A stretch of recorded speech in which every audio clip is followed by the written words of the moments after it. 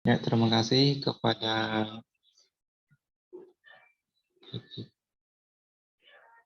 Oke.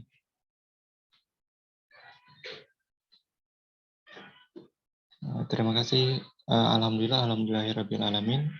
Pada pagi hari ini kita diberi kesempatan untuk bersama-sama belajar tentang hidroponik. Mungkin 90 menit ke depan akan kita bahas hidroponik itu mengenai dasarnya dulu. Misalnya ada pertanyaan, mungkin ada nanti sesi tanya jawabnya. Oke, tadi sudah diperkenalkan. Saya perkenalkan kembali. Nama saya Asri Ansa, founder dari Asri Hydropark yang beralamat di Jalan Intan 13, Oktabat Utara, Banjarbaru Utara. Bagi yang nanti ingin berkunjung atau jalan-jalan, bisa aja datang langsung. Mungkin pada kesempatan ini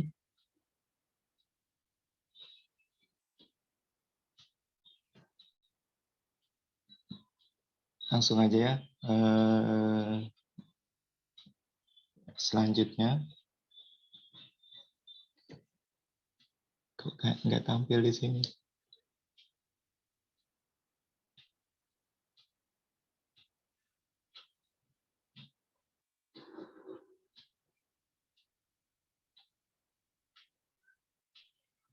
Nggak tampil ya. Ini sudah slide keberapa nih? Soalnya nggak tampil di sini nih. Sudah ini Pak, sudah slide ketiga yang tentang hidroponik. Oke. Ya, hidroponik, sebelum kita ke hidroponiknya, kita harus mengenal dulu yang akan kita hidroponikan, yaitu tanamannya. Mungkin sudah teman-teman mengetahui bagaimana sih tanaman itu supaya bisa bertumbuh. Salah satunya yaitu dengan air, terus karbon dioksida, cahaya matahari, terus gas-gas oksigen, dan unsur hara. Nah, itu adalah syarat tumbuh yang harus kita penuhi untuk tanaman itu supaya bisa bertumbuh. Nah, sudah disampaikan juga tadi oleh moderator ya, bahwa hidroponik itu adalah bagaimana kita cara pemenuhan unsur haranya menggunakan media air. Jadi hidroponik ini tanpa menggunakan tanah. Jadi sebelum kita berhidroponik, kita kenali dulu apa yang akan kita hidroponikan. Misalnya, oh saya ingin bikin hidroponik di rumah saya gitu. Nah, kita harus mengetahui dulu tanaman kita ini perlunya sinar matahari berapa jam gitu. Nah, karena masing-masing tanaman itu memiliki intensitas cahaya supaya bisa tumbuh dengan maksimal. Misalnya yang kurang cahaya matahari tempatnya gitu, mungkin 4 jam, 6 jam itu untuk tanaman seledri, bayam itu cocok aja gitu. Tapi kalau misalnya lebih banyak, lebih bagus lagi. Karena semakin banyak intensitas cahaya matahari, maka proses fotosintesis itu semakin banyak gitu. Jadi semakin banyak melakukan proses fotosintesis, maka semakin banyak juga mendapatkan eh, apa, energi untuk menghasilkan supaya tanaman itu bertumbuh. Mungkin teman-teman dari Hima Bio dan biologi lebih mengetahui lah bagaimana proses dari pembentukan dari karbohidrat untuk pemenuhan kebutuhan tanaman.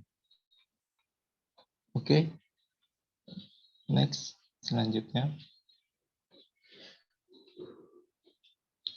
Nah, ini kita ke pengertian hidroponiknya. Nah, hidroponik berasal dari kata Yunani yang artinya hydro itu air, ponos itu tenaga. Jadi hidroponik ketika digabungkan hidroponik itu menjadi teknik bercocok tanam dengan menekankan pada pemenuhan kebutuhan nutrisi bagi tanaman atau dalam pengertian sehari-hari itu kita sering menyebutnya itu pertanian tanpa menggunakan media tanah. Jadi cukup menggunakan air. Selanjutnya, nah karena ini hidroponik ini tidak menggunakan media tanah, maka dia memerlukan eh, media selain tanah, media tanam yang selain tanah. Itu macam-macam, ada arang sekam, kokopit, kerikil, pasir, hydroton, dan rock wool. Nah, untuk arang sekam sendiri ini biasanya digunakan untuk tanaman buah-buahan atau bunga-bungaan. Nah, ini biasanya di-mix dengan kokopit. Nah, kokopit ini berasal dari sabut kelapa. Mungkin kalau teman-teman ingin membuat sendiri, jadi sabut kelapa itu dicacah atau diparut ya. Nah, itu nanti terpisah dengan yang kulit kerasnya. Nah, itu adalah kokopitnya. Dan juga terpisah dengan serat-seratnya itu apa? Fibernya. Nah, karena fibernya itu biasanya tidak terlalu dimanfaatkan, kurang bagus. Jadi untuk media tanam ini sebenarnya fungsinya untuk menyanggah dan tempat merekatnya akar bagi tanaman. Terus ada kerikil. Nah, kerikil ini juga biasanya digunakan untuk tanaman yang berbatang keras, ya. Seperti tanaman buah-buahan, lah. Seperti melon, terus cabai, tomat, dan lain-lain. Jadi yang bisa dihidroponikkan itu bukan cuma sayuran ya. Kebanyakan di kita untuk sekarang sih itu hidroponik itu identik dengan tanaman sayuran daun, terutama yang sekarang lagi booming ya selada. Nah, itu kebanyakan selada. Jadi orang tahunya hidroponik cuma tanaman selada gitu. Padahal hampir semua tanaman itu bisa dihidroponikan.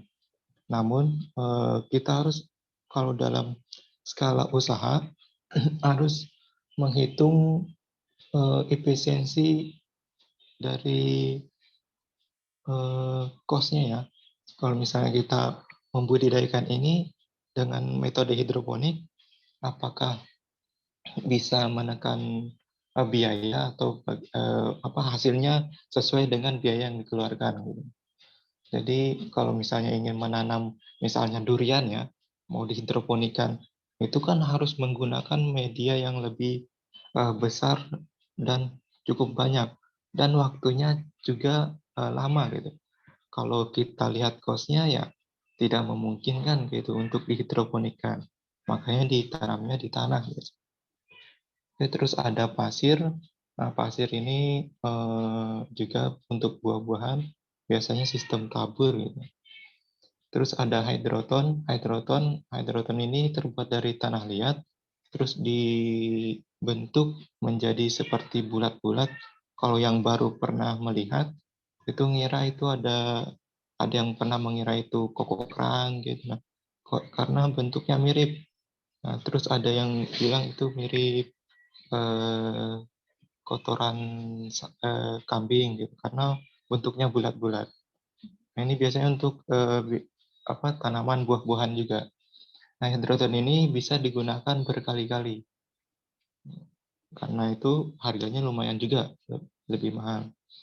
Terus ada rock wool. Nah, rock wool ini yang sering digunakan pada petani hidroponik pada umumnya, terutama untuk persemaian. Nah, jadi walaupun itu tanaman buah-buahan, sayuran daun, dan bunga-bungaan, itu biasanya persemaiannya menggunakan rock wool. Namun untuk sayuran daun, sayuran bunga, bunga-bungaan, itu biasanya sampai panen gitu. Itu menggunakan rock wool, cukup menggunakan rock wool. Oke, itu ada beberapa media tanam. Yang lainnya sebenarnya banyak juga, ada kayak kapas, terus spon. Nah, itu bisa juga digunakan sebagai media tanam. Kalau misalnya ini agak sulit ditemukan, itu bisa memanfaatkan apa yang ada di sekitarnya. misalnya eh, genteng genteng yang sudah rusak itu dihancur aja, dijadikan lebih halus gitu. Itu bisa jadi media tanam. Terus macam-macam, banyak lagi sebenarnya untuk media tanam ini, pokoknya selain tanah. Oke, selanjutnya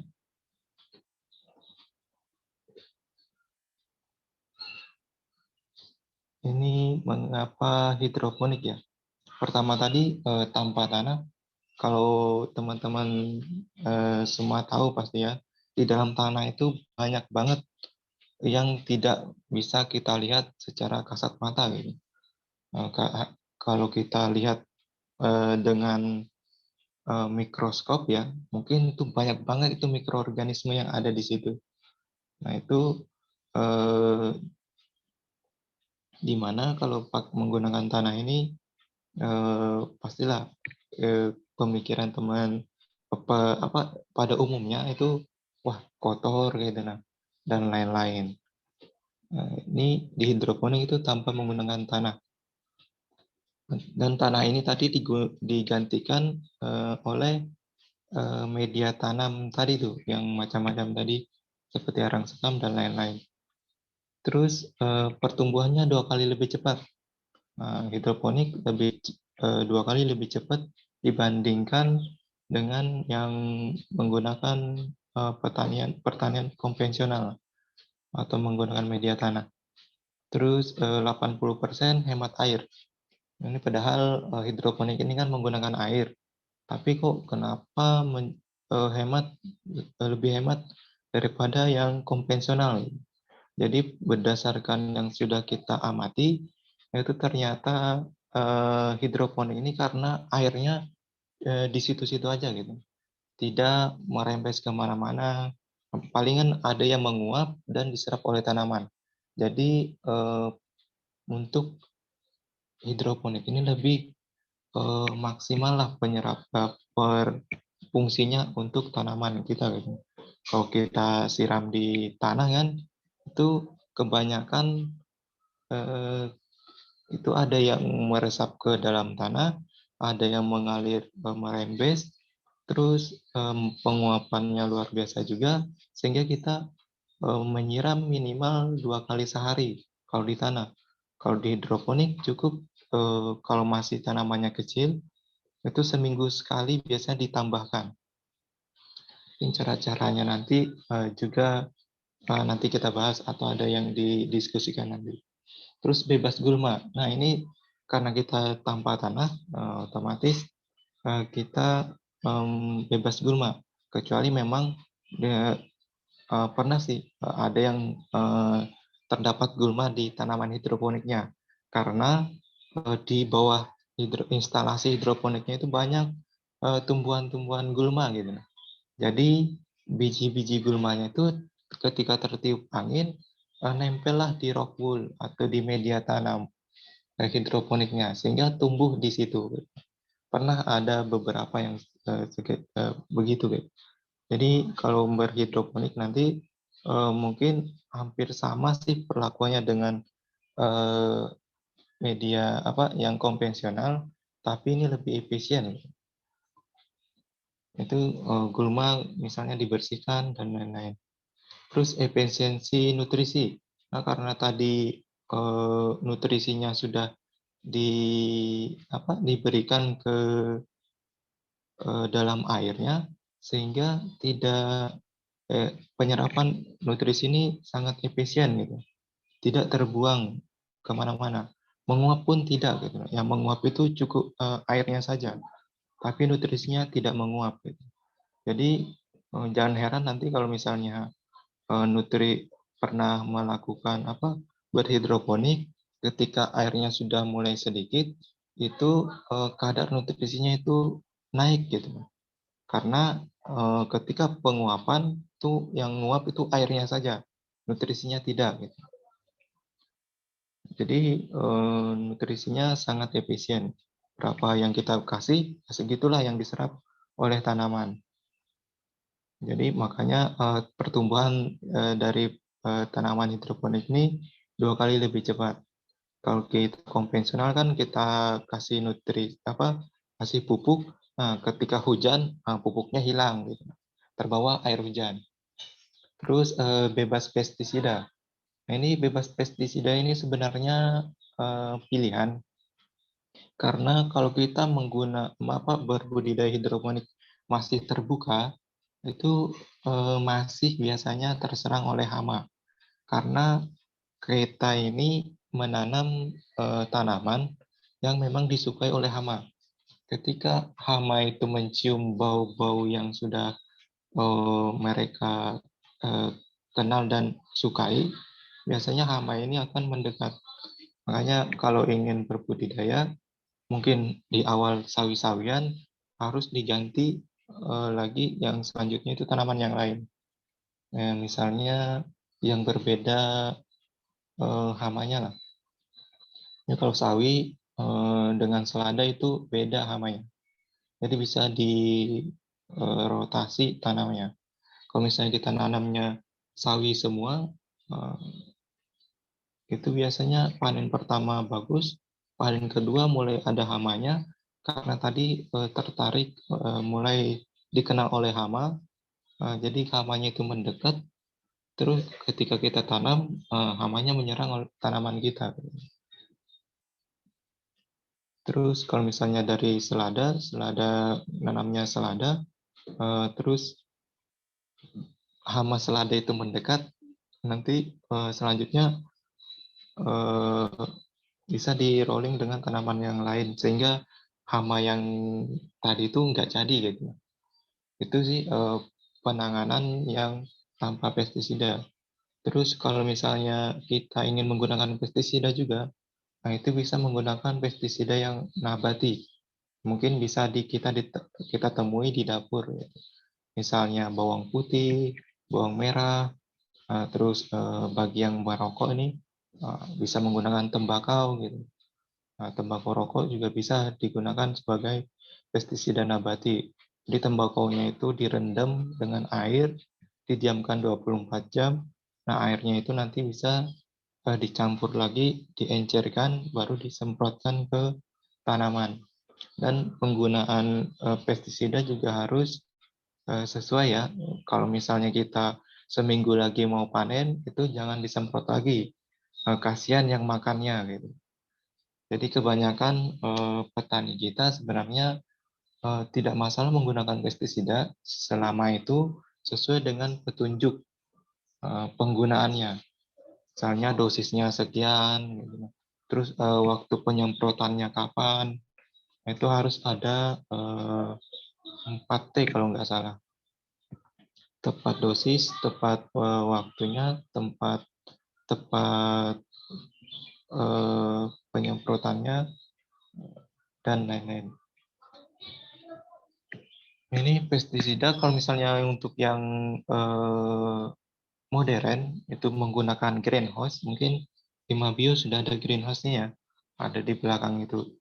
Nah itu mungkin kalau kita dalam greenhouse pun biasanya masih ada gitu, terdapat hama. Karena ketika kita buka pintu, kita lupa menutupnya segera, itu biasanya hama ikut masuk gitu. Nah, jadi kalau misalnya kita ingin supaya itu steril lagi, ya otomatis kita harus pembersihan lagi gitu. Nah, dari awal. Terus mungkin didiamkan 1 bulan dulu sehingga semuanya steril, baru kita mulai lagi budidayanya. Dan juga untuk hidroponik, sebenarnya ketika kita sterilisasi atau eh, pembersihan kebun itu bagus, maka hasilnya juga bagus gitu. Mungkin panen pertama, kedua itu, ketiga itu bagus, selanjutnya itu akan mulai ada kendala-kendala. Mungkin pertumbuhannya jadi lambat eh, dan lain-lain. Nah, itu biasanya terjadi di sanitasi kebun. Jadi kalau misalnya habis panen biasanya orang langsung dibersihkan instalasinya. Dan juga sekitar kebun itu dibersihkan juga supaya hama tidak mendekat gitu, supaya meminimalisir hama. Terus juga ada penggunaan yang namanya yellow trap atau perangkap hama. Itu kalau kita tidak ingin menggunakan pestisida. Oke, itu beberapa alasan. Selain itu mungkin ada yang menganukan apa? Hidroponik ini lebih hemat tenaga karena pengerjaannya mungkin berkelanjutannya tidak selalu mencangkul gitu. Mungkin di awal-awal mungkin beberapa teman-teman yang kakak-kakaknya ya yang kemarin yang untuk pertama kali bikin hidroponik yang untuk apa menggali tandonnya yaitu itu saja sih yang menggunakan cangkul dan ngeratain tanahnya. Nah, itu aja yang menggunakan cangkul dan pembersihannya. Selanjutnya itu tidak lagi menggunakan cangkul gitu. Kalau kita konvensional kan otomatis pakai cangkul terus karena setiap habis panen dicangkul lagi gitu. Kalau nggak pakai cangkul, pakai traktor dan lain-lain. Itu kalau skala besar. Dan juga ini hidroponik hemat tempat ya. Dan juga enaknya itu bisa diangkat kemana-mana aja. Kalau kita menggunakan sistem yang sederhana atau misalnya nanti sistem WIC yang nanti akan dibahas di sini. Oke, selanjutnya ini ada beberapa sistem. Ada yang beberapa sistem hidroponik yang sering digunakan oleh petani hidroponik. Ini yang paling sering gitu. Ada NFT atau nutrient film teknik, di mana ini menggunakan pompa untuk dari tandon disalurkan ke instalasinya, terus dari instalasi kembali ke tandon dan sirkulasi begitu seterusnya dengan aliran yang tipis. Gitu. Jadi NFT ini alirannya tipis-tipis gitu, sehingga ketika pembuatan instalasinya miring gitu. Apa kalau misalnya pakai pipa dari ujung kanan atau ujung kirinya itu pasti miring gitu. Karena kita menggunakan daya gravitasi bumi di mana air itu pasti mengalir ke tempat yang lebih rendah. Jadi pompa ini dan ini harus pompanya nyala terus gitu, 24 jam. Nah, ini yang sering digunakan oleh petani hidroponik yang skala komersil ya. Karena pertumbuhannya relatif lebih cepat. Namun kendalanya kalau mati listrik, tanamannya juga mati gitu. Kalau lebih dari 2 jam matinya. Kalau tidak ditangani dengan siram manual.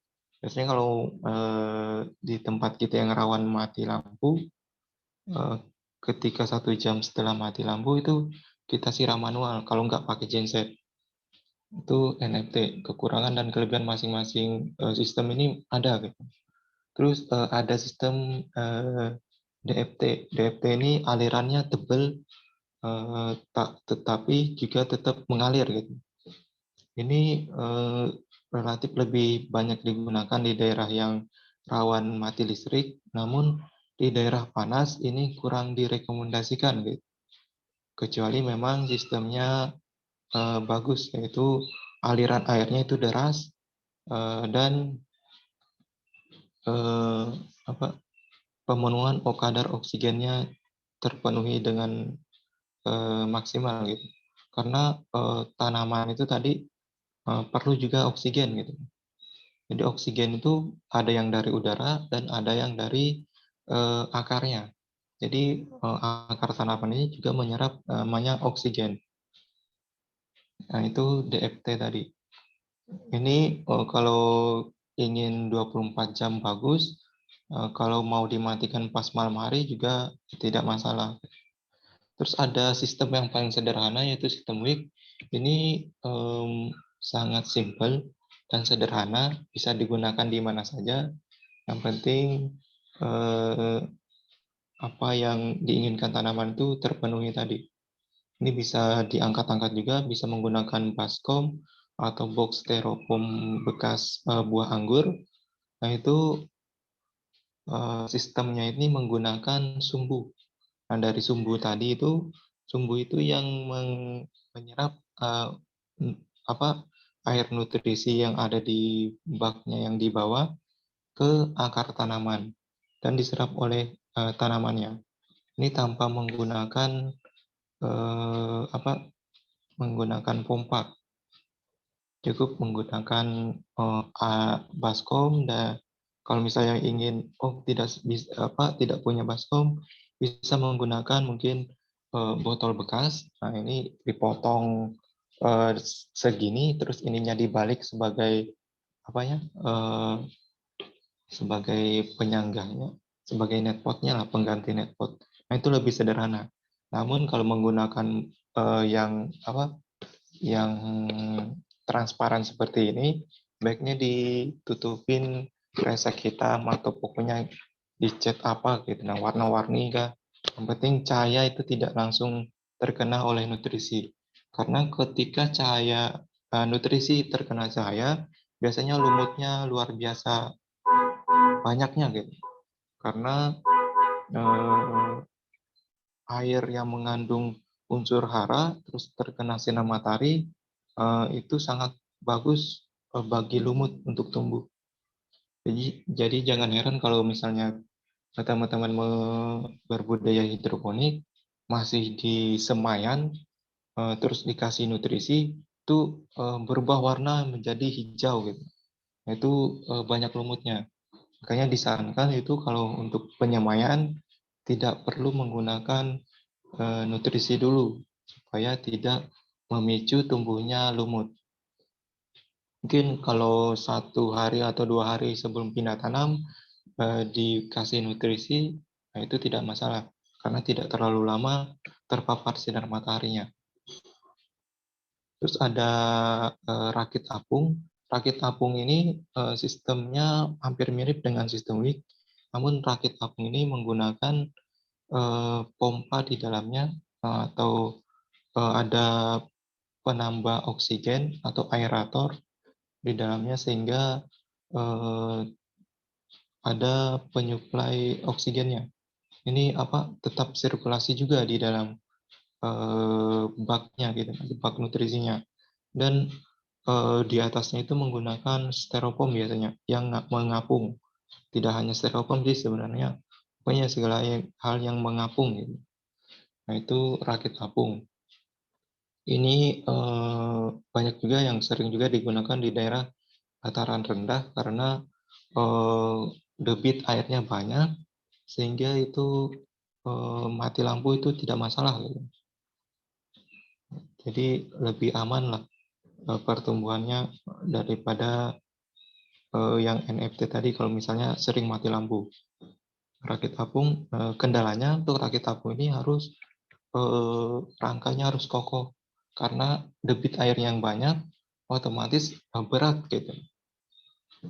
Ada juga yang rakit apung jongkok. Nah itu kalau di daerah yang memang dataran tinggi itu jauh dari kata yang namanya banjir atau eh, rawa-rawa. Nah itu aman aja untuk menggunakan rakit apung jongkok. Itu langsung di atas tanah aja gitu. Nah, tinggal dikasih terpal langsung dibentuk seperti kolam. Nanti di atasnya ditaruhin styrofoam yang diberi lubang tanam sesuai jarak tanam yang tanaman yang kita budidayakan. Karena masing-masing tanaman ini jarak tanamnya berbeda-beda. Kalau untuk selada biasanya minimal 20 cm. Kalau sawi-sawian 15 cm cukup. Seperti sawi caisim, pakcoy, bayam, kangkung, nah itu 15 cm cukup. Kalau selada 15 cm itu dia terlalu mepet karena selada ini tumbuhnya ke samping bukan ke atas. Ini rakit apung. Ya tetap sirkulasi tapi cuma di dalam saja. Terus ada drip system. Ini biasanya digunakan untuk tanaman buah-buahan.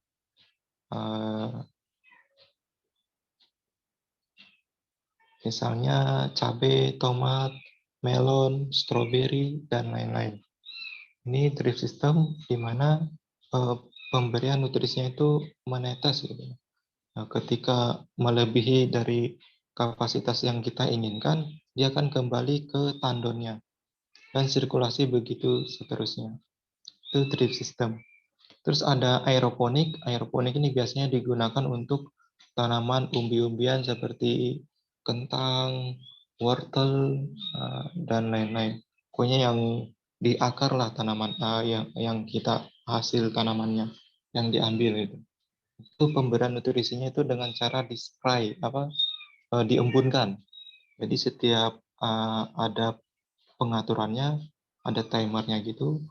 Itu setiap mungkin ada yang mengaturnya setiap 5 menit itu akan mengembunkan unsur hara selama 5 detik misalnya. Nah, setiap 5 menit seperti itu.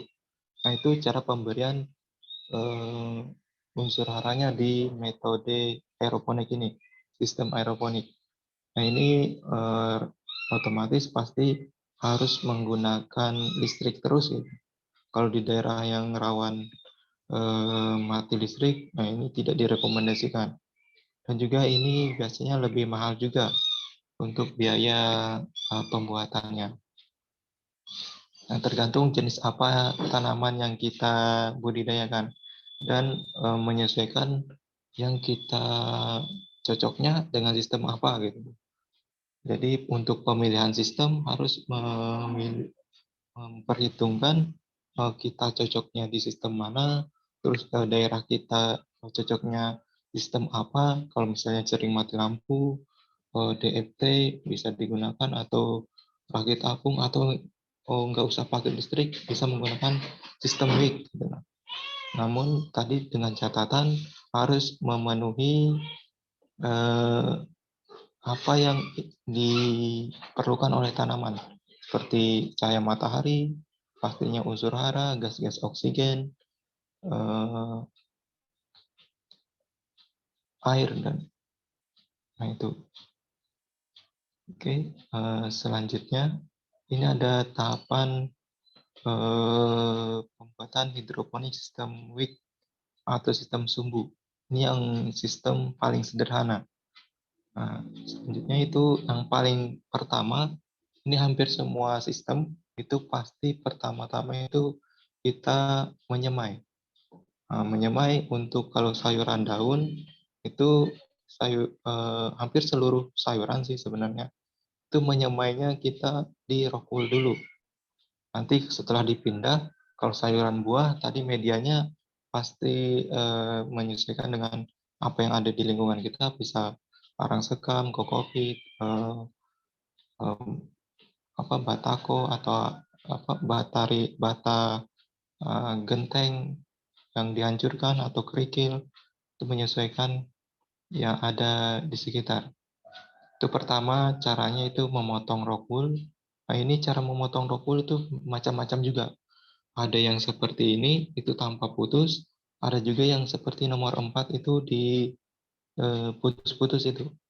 Jadinya kotak dadu-dadu gitu. Nah, ukurannya biasanya 2 cm kali 2 cm kali 2 cm. Kalau yang sering digunakan 2,5 kali 2,5 kali 2,5 cm. Jadi seperti kotak dadu. Nah, ini kalau saya sendiri itu biasanya supaya nggak ribet menyusunnya, itu dipotongnya nggak sampai putus. Jadi bentuknya seperti nomor 2 ini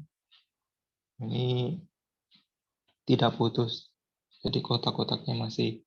Dan alat untuk memotongnya biasanya menggunakan gergaji besi. Gergaji besi yang kurang lebih 2 sentian lah lebarnya. Bukan yang 1 cm. Yang 1 cm ini sekalian sebagai penggarisnya. Kalau untuk yang gergaji besi 2 cm. Jadi itu kenapa gergaji besi yang digunakan? Karena rockwool ini terbuat dari batuan kapur yang dipanaskan kurang lebih 3.000 derajat Celcius terus dia kayak mencair seperti itu, terus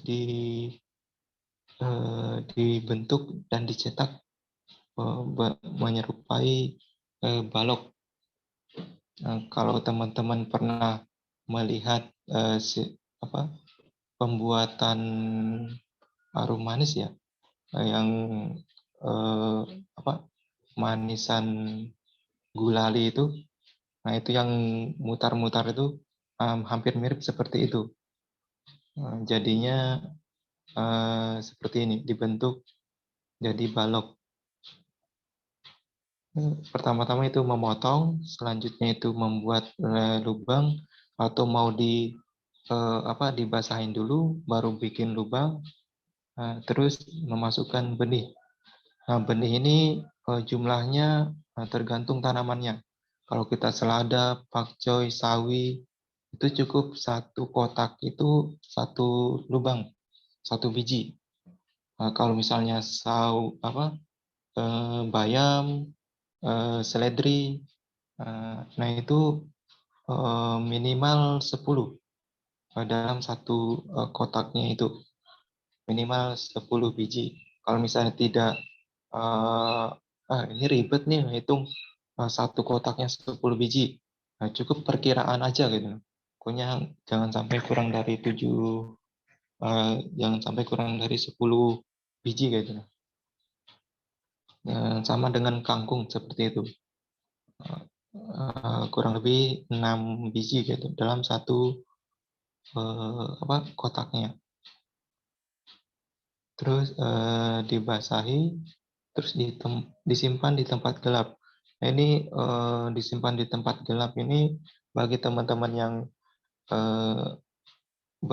sering lupa, baiknya nggak usah disimpan di tempat gelap karena akan membuat semaian itu etiolasi. Karena kalau kita lupa 2 hari aja itu pasti tinggi banget gitu semaiannya. Karena kalau untuk tanaman sayuran daun itu 24 jam sudah sprout ya. Jadi kalau lebih dari 24 jam biasanya sudah tinggi segini. Itu tinggi itu bukan berarti subur ya.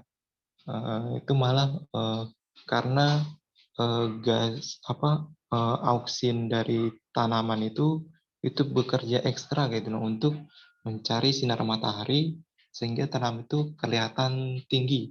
Nah, itu kurang bagus sebenarnya.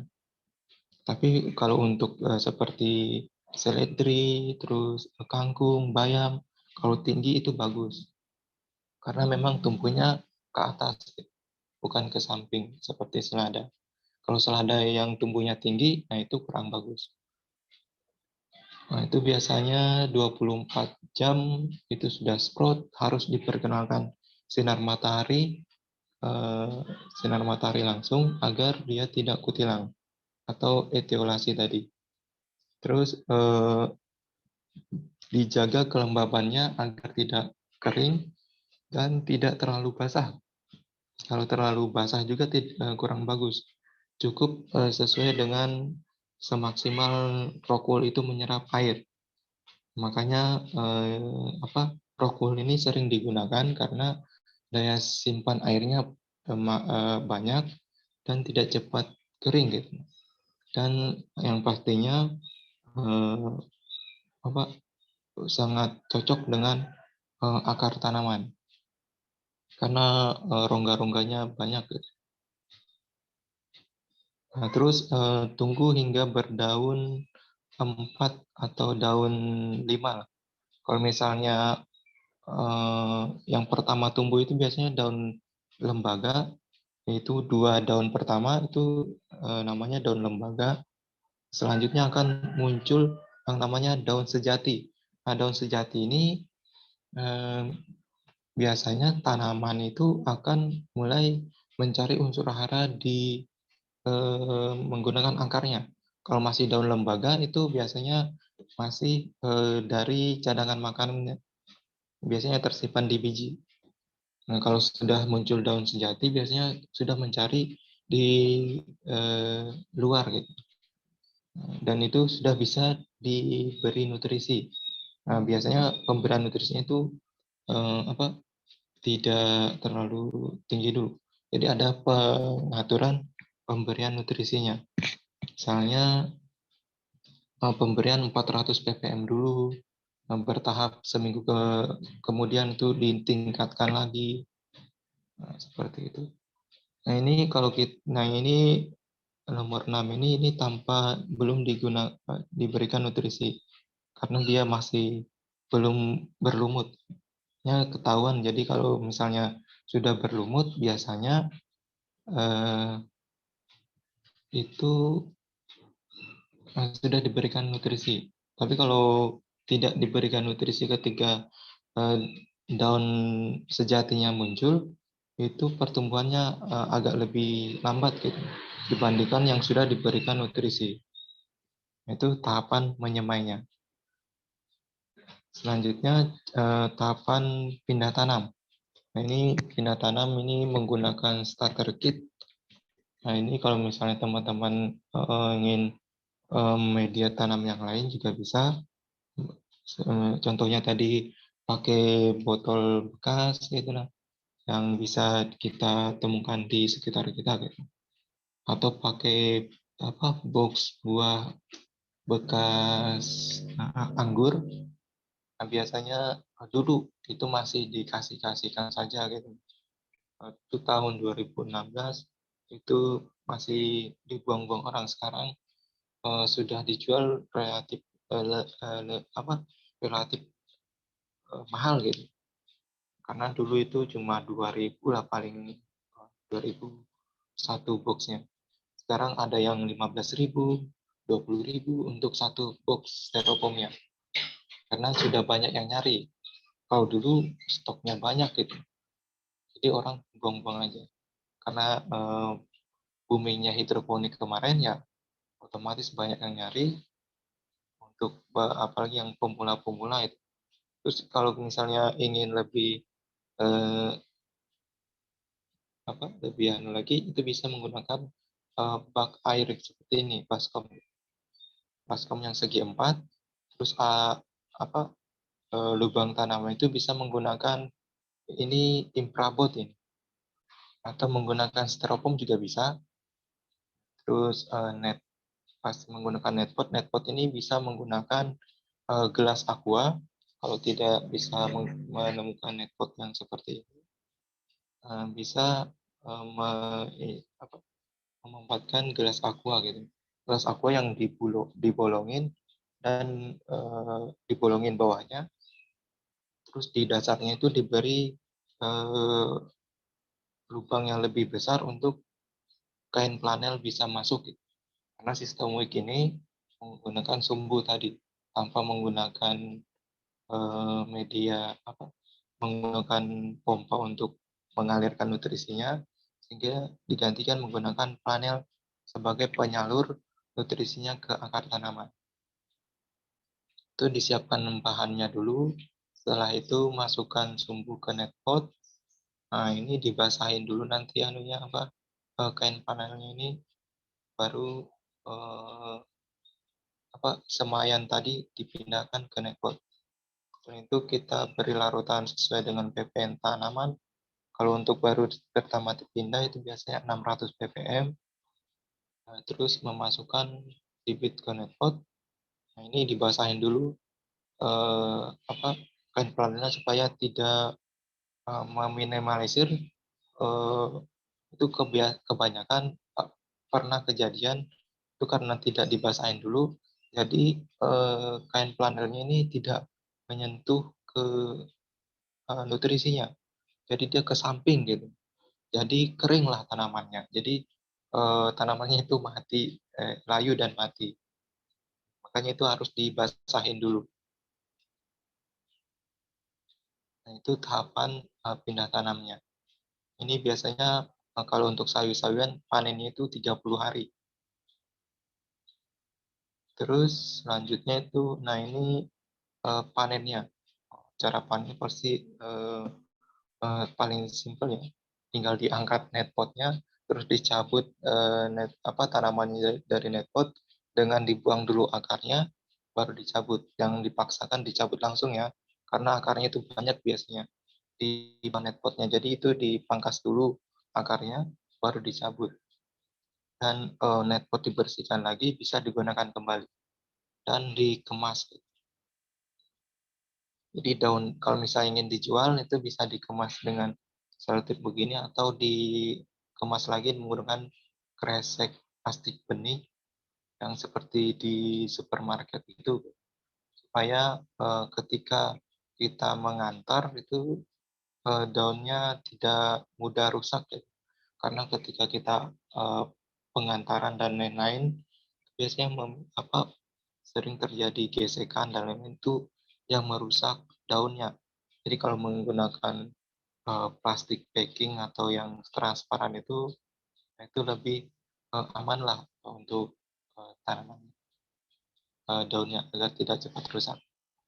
Nah itu mungkin beberapa cara untuk yang apa sistem week yang paling sederhana. Jadi selanjutnya itu selesai itu beberapa sistem teknik berhidroponik yang paling sederhana dan paling dasar gitu. Ketika teman-teman nanti sudah tahu dasarnya, ingin meningkatkan ke skala yang lebih besar, nah itu mudah gitu. Karena ketika kita nanam di awal itu langsung skala besar, nanti ada kendala dan lain-lain, itu kaget dan pastinya kerugiannya lebih banyak karena belum tahu cara menanggulanginya. Ketika kita menanamnya skala kecil dulu, terus nanti sudah mengetahui seluk-beluknya, cara pengantisipasiannya bagaimana, terus mau dikembangkan lagi itu lebih mudah lah untuk menangani macam mungkin ada kendala-kendala yang terjadi. Jadi bagi teman-teman yang mungkin nanti ingin mencoba dulu, skala kecil dulu lah. Kecuali memang eh, apa sudah memiliki ilmu yang eh, lumayan untuk membuka yang skala besar, tidak masalah, itu dipersilahkan saja. Dan juga kita ini sedikit informasi juga,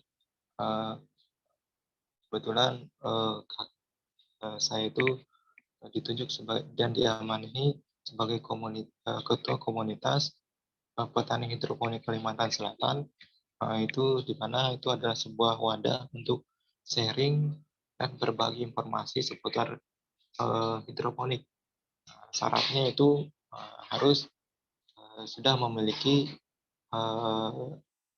atau sedang melakukan namanya budidaya hidroponik. Berapapun nominal lubang tanamnya.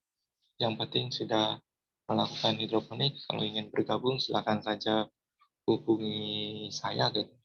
Nanti dimasukkan ke dalam grupnya. Dan juga ada yang namanya PPHKS, itu Perkumpulan Petani Hidroponik Kalimantan Selatan. Nah, itu yang berbadan hukum, di mana kakak juga salah satu pengurusnya. Nah, itu yang apa? Yang itu yang lebih kalau ingin lebih ke organisasinya, nah bisa ikut di situ. Namun di PPHKS itu ada namanya iuran wajib dan iuran pokoknya.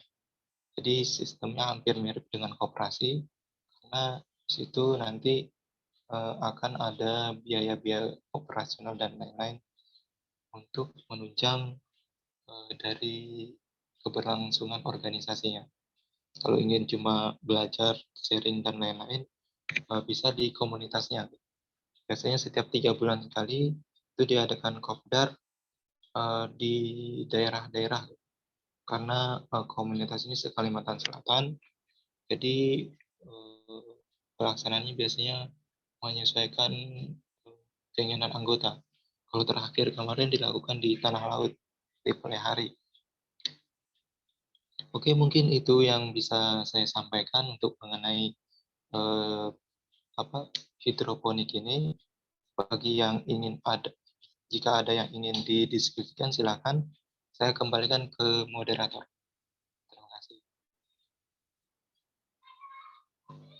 Ya baik, itu tadi pemaparan dari Kak Ashriansa mengenai pelatihan hidroponik.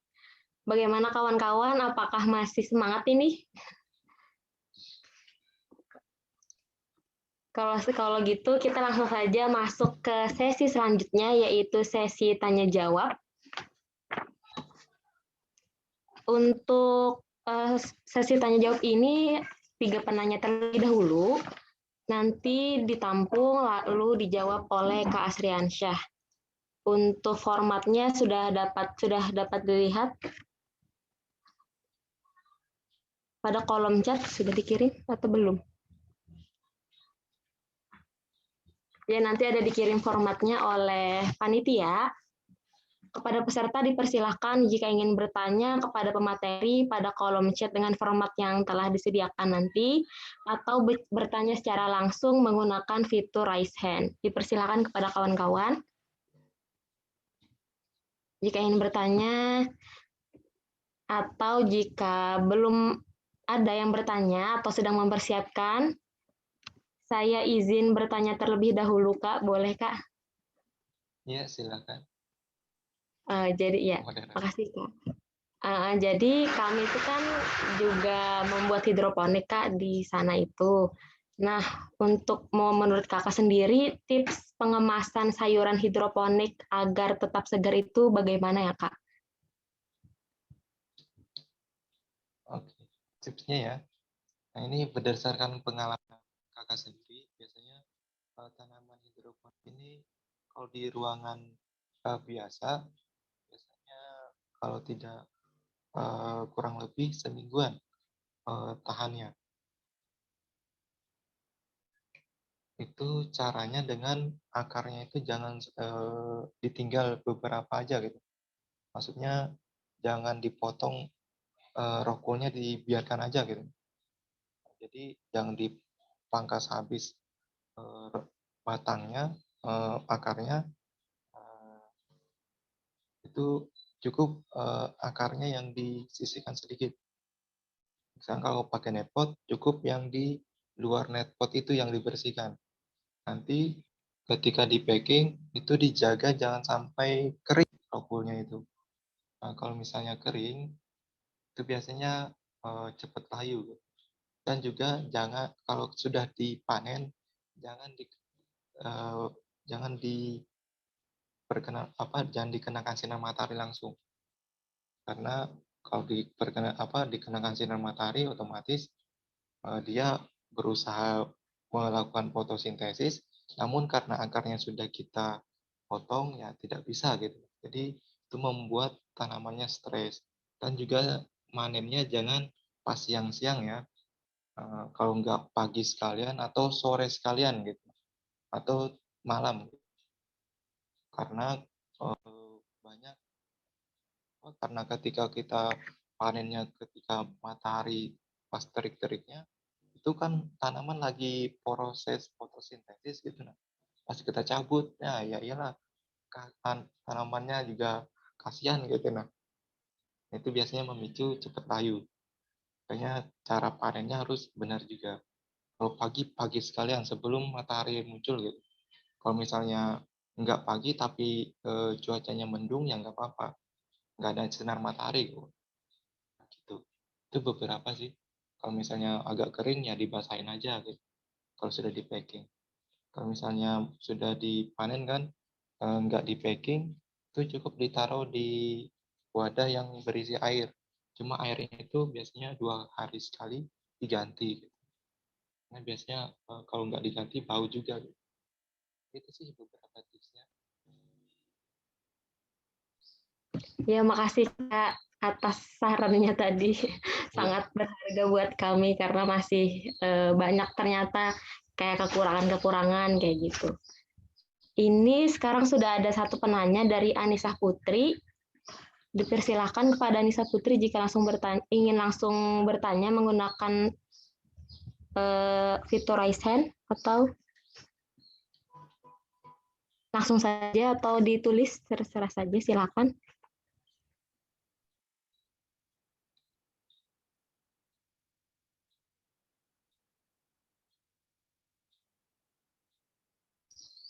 Saudari Anissa Putri, apakah masih ada di room ini? Dipersilakan jika ingin langsung bertanya kepada kakaknya atau diketik pada di sini.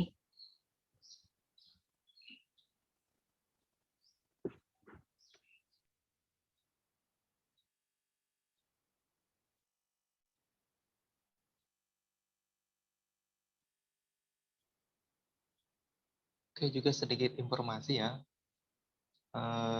Ini selain sayur hidroponik, Asri Hydroponic juga itu menyediakan perlengkapan hidroponik juga sekarang. Karena mengingat masih agak sulit gitu ya mencari perlengkapan hidroponik. Oleh karena itu, Asri Hydroponic juga menyediakan perlengkapan hidroponiknya.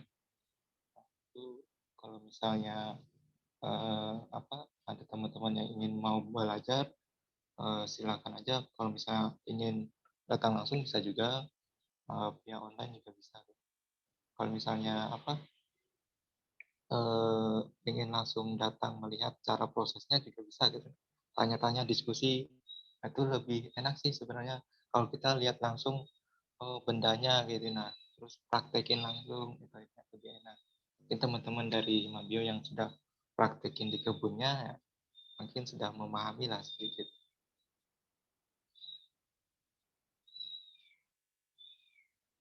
Yuk, moderator izin bertanya bolehkah sambil menunggu saudari Anissa?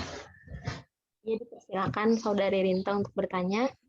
Jadi izin bertanya kembali nih Kak Astri, terkait tadi tuh ada disinggung mengenai dosis pemberian nutrisi yang bertahap. Nah itu kan pasti setiap sayuran berbeda ya dosisnya. Cara maksudnya bertahap itu dari berapa dulu sampai nanti berapa dan jangka waktunya itu berapa ya Kak? Itu dulu pertanyaannya, terima kasih. Oke. Biasanya kita pemberian nutrisinya kalau yang bertahap itu ketika daunnya mulai tumbuh daun sejati, kita beri dosis biasanya 400 ppm dulu. Nah, seminggu kemudian baru kita naikkan jadi 600. Itu biasanya untuk selada ya, 600. Nah, selanjutnya pemberian selanjutnya itu kan nutrisinya nanti akan berkurang. Nah, pemberian selanjutnya itu kita beri maksimal 800 kalau untuk selada sampai panen itu. Jadi kita nggak harus per waktu gitu, maksudnya nggak harus 1 minggu. Tapi ketika kita ngasih penambahan nutrisi, kan mau habis nih, kita tambahkan. Nah itu dosisnya kita tingkatkan gitu. Sampai kalau selada itu maksimal 800, kalau sawi-sawian itu 1.200 maksimalnya. Nah, kalau ini ada juga sering ditanyakan kalau saya nanamnya campuran Kak, gitu. Ada sawi, selada, bayam, kangkung, pakcoy. Nah itu gimana ppm-nya Kak? Jadi kita harus melihat dari beberapa tanaman itu yang ppm-nya maksimalnya lebih paling rendah gitu. Misalnya selada 800 gitu. Nah, kita ambil patokan 800. Mentok banget itu 1000 ppm. Itu kalau misalnya ada gejala-gejala di seladanya, seperti misalnya ada hitam-hitam di daun mudanya, nah itu berarti ppm-nya ketinggian. Berarti harus diturunin. Biasanya dan juga kalau misalnya di daun sawi ini atau pakcoy itu agak kuning, nah itu biasanya kekurangan nutrisi. Nah, harus ditingkatin gitu. Kalau misalnya Kak, ini ppm-nya sudah 1.200, terus tetap kuning daun pakcoynya gitu. Itu antara dua, sudah tua atau memang pH-nya yang tidak bagus gitu. pH itu di memiliki pengaruh juga gitu. Jadi ketika pH-nya itu di luar range yang disukai tanaman, biasanya untuk pH itu 5,5 sampai 6,5. Kalau 7 masih bagus gitu. untuk penyerapan maksimal unsur hara oleh akar tanaman. Jadi kalau misalnya Kak, saya pH-nya sekian, misalnya 8, itu baiknya diturunin dulu menggunakan namanya pH down.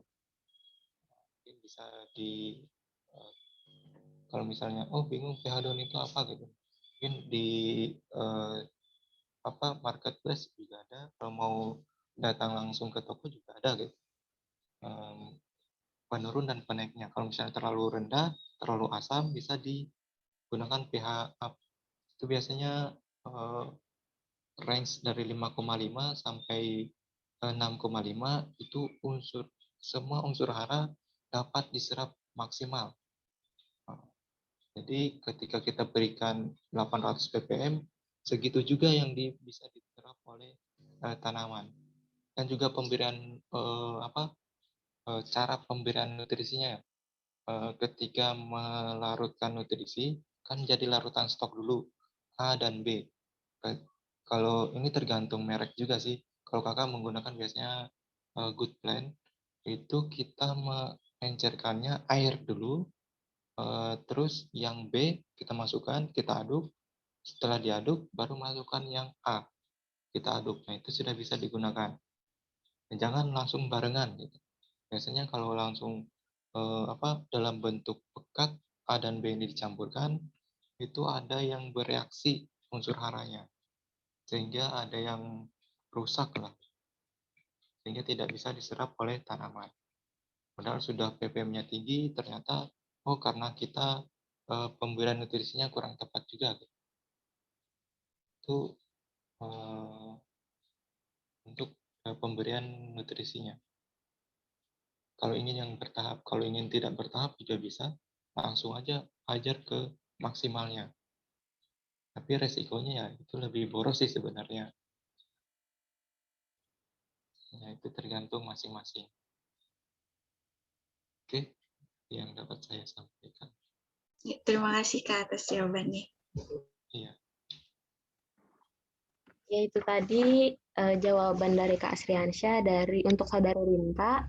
Selanjutnya ini dari Anissa Putri dulu ya. Dari Saudari Anissa Putri dari Pendidikan Biologi FKIP UM Parepare. Pertanyaannya Kak, jika melakukan penanaman hidroponik pasti ada kekurangan dan kelebihannya juga. Bisa sebutkan kekurangannya, dan menurut Kak Asriansyah sendiri lebih menguntungkan metode apa untuk menghemat saat melakukan penanaman hidroponik tadi. Sekian dan terima kasih. Jadi ada 2 pertanyaan Kak, kekurangan dan kelebihannya, dan metode mana yang lebih menguntungkan untuk menghemat Kak. Mungkin itu dulu Kak, bisa dijawab dulu. Oke, terima kasih pertanyaannya. Nah, itu metode yang cocok ya. Sudah tadi ada macam-macam metode ya, sistem itu menyesuaikan dengan tempat kita. Itu kalau kita sering mati listrik, terus hawanya panas banget, itu disarankan menggunakan rakit apung atau sistem wick. Itu lebih, kalau yang ingin lebih hemat, pastinya sistem wick lebih hemat. Gitu. Namun kekurangannya, nah itu kita agak ribet aja gitu, ngisi satu-satu gitu. Nah, kekurangannya di situ sih. Kalau untuk skala komersil disarankan rakit apung, bukan sistem wick. Kalau teman-teman ada yang ingin memodifikasi sistem wick-nya dibikin seperti rakit apung, cuma sistemnya masih sistem wick gitu. Jadi percampuran antara rakit apung dengan sistem wick. Nah, itu bisa juga. Jadi kekurangan dari rakit apung ini pasti otomatis tempatnya lebih space-nya lebih banyak. Tadi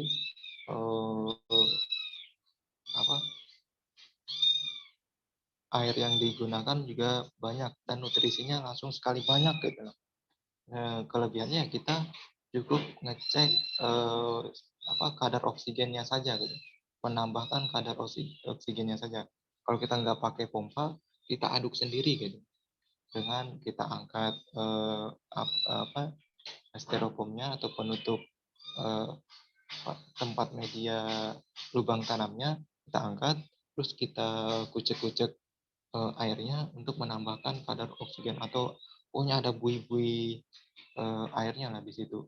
Itu penambah oksigennya. Kekurangannya itu, kelebihannya yaitu tadi kalau kita mati lampu aman dan kita ngasih nutrisinya kalau untuk rakit apung ya, nah itu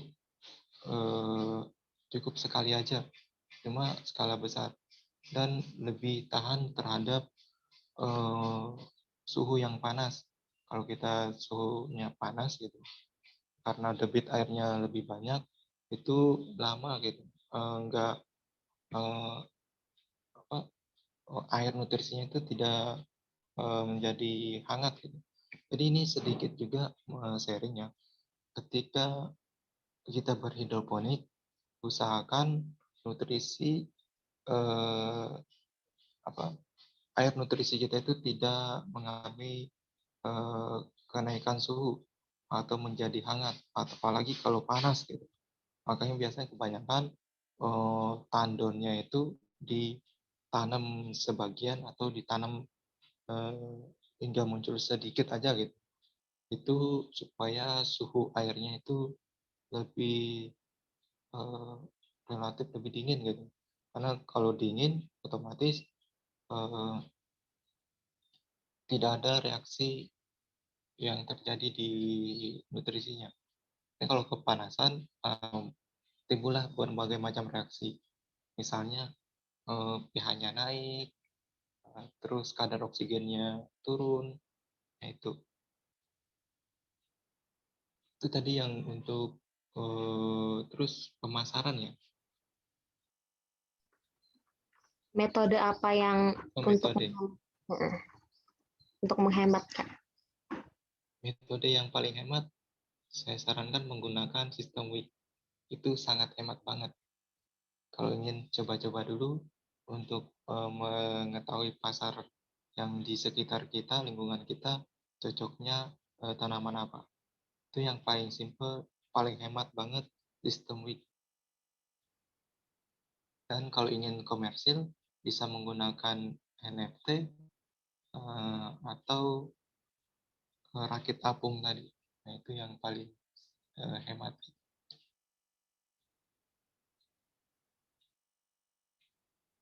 Ya, itu yang bisa saya sampaikan.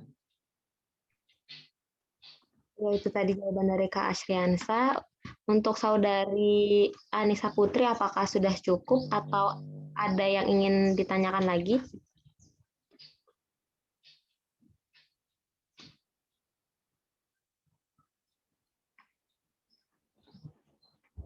Bagaimana saudari Anissa Putri?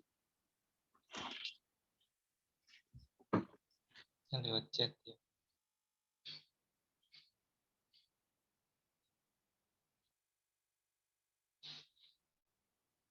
Ya, kalau begitu saya sudah anggap cukup ya. Untuk pertanyaan selanjutnya datang dari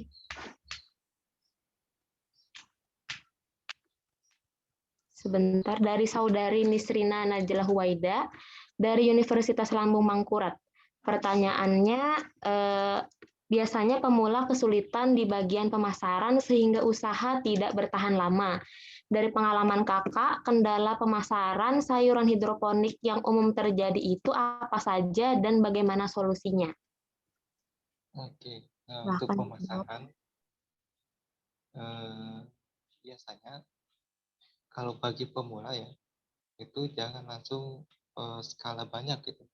Dan nanamnya jangan serentak semua. Serentak panen langsung berapa ratus lubang tanam gitu. Itu kecuali memang di awal ingin promosi nih, memperkenalkan dengan lingkungan sekitar, misalnya, oh saya nanam sayur ini loh hidroponik gitu. Itu dibagikan gratis untuk promonya, atau promo misalnya satu gratis satu gitu, beli satu gratis satu. Terus juga harus berikan edukasi mengenai kelebihan dari sayur hidroponik. Itu biasanya sih kalau ingin yang pertama gitu sih, kita di awal kita door to door ya, kita memperkenalkan. Tapi sekarang itu kita dipermudah karena kita sudah ada namanya komunitas. Nah, di komunitas itu macam-macam. Ada petani, ada yang eh, apa? Ada yang menyediakan perlengkapan hidroponik, ada supplier. Nah, itu yang biasanya perlu sayurnya gitu. Namun sayur yang kita budidayakan ini harus sesuai dengan grade yang ditentukan oleh supplier tersebut gitu. Biasanya beliau ada beberapa yang menyuplai ke restoran, terus ke supermarket, eh, ke hotel. Nah, itu biasanya mereka ada grade-nya masing-masing. Nah, kita tinggal menyesuaikan dengan grade yang mereka inginkan. Karena supplier ini biasanya perlu bantuan petani-petani hidroponik karena permintaan ada ketika supplier ini nanamnya cuma berapa ribu lubang tanam dan permintaan itu biasanya setiap hari atau per 2 hari atau per minggu gitu, tidak per panen gitu permintaannya. Sedangkan kalau kita cuma baru beberapa eh, ribu lubang tanam biasanya panennya itu per 2 minggu, dua minggu per 2 minggu atau per bulan panennya. Nah, sedangkan permintaan kan tidak seperti itu. Nah, makanya itu komunitas itu sangat membantu dalam hal pemasaran.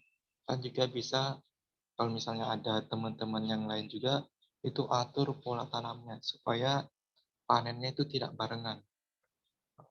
Ini yang sangat masih menjadi kendala yaitu nanamnya barengan, panennya barengan, otomatis harganya anjlok. Kalau misalnya ini masih dalam eh, apa pemantapan sih mengenai pengaturan waktu masa tanam sehingga kita tidak mengalami yang namanya panen berbarengan. Ini sebenarnya banyak sih kendala-kendala bagi pemula. Mungkin di awal bagus, selanjutnya akan pasti ada muncul namanya mulai dari hama, macam-macam sistemnya kok eh, ada permasalahan. Nah, itu bisa riset sendiri dengan mungkin dapat referensi dari yang lain. Cuma biasanya ketika kita terapkan dengan di kebun kita, biasanya itu tidak sama hasilnya gitu. Contohnya kakak sendiri itu ada kendala misalnya busuk akar atau kendala misalnya eh, terserang hama di kebun lain itu pengendaliannya atau cara penanganannya misalnya kalau busuk akar airnya dikuras terus debit airnya ditambah terus sistemnya sudah sama dan sudah sama nih apa ya cara penanggulangan tapi hasilnya kok berbeda gitu. Nah, ternyata kita harus riset sendiri sesuai dengan kebun kita karena masing-masing kebun itu biasanya berbeda-beda untuk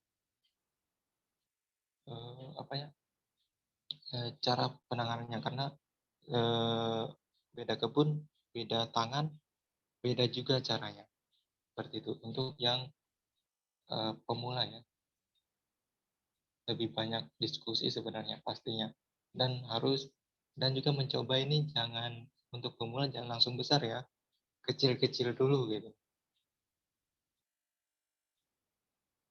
karena kalau langsung besar besar itu nggak terus kendalanya ini soalnya walaupun sudah berkali-kali menghadapi kendala tetap pasti akan ada kendala lagi gitu karena kita ini namanya kita berkecimpung dengan eh, apa tumbuhan yang hidup gitu. Dia pasti perlu hal yang ekstra juga, apalagi skala banyak. Beda halnya dengan yang skala dikit aja gitu. Itu bisa aja nggak terlalu anu lah, terlalu berat gitu. Kalau misalnya ada yang gagal panen atau apa, tidak masalah.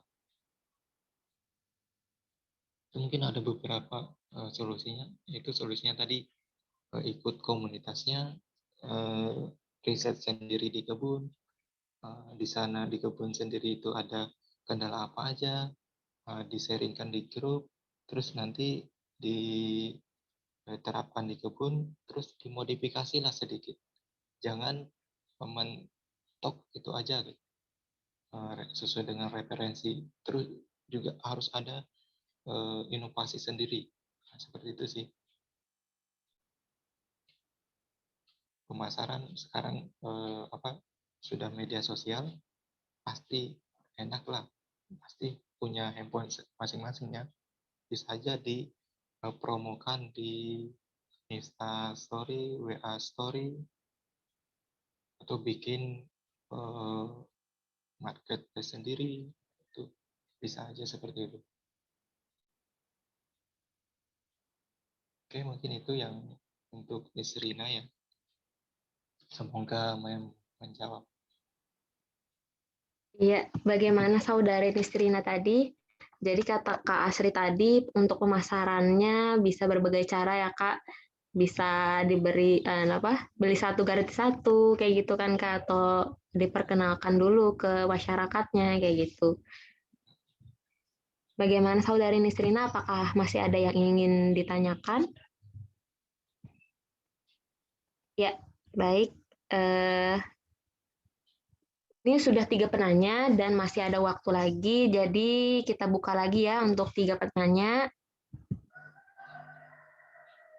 Tadi ini ada pertanyaan dari Rido Hairil Herdin Prasetyo dari FIPA, dan pertanyaannya Kak, agar kualitas air pada aliran hidroponik tetap terjaga, apakah sebaiknya pompa air hidroponik harus dihidupkan 24 jam terus-menerus atau berkala Kak?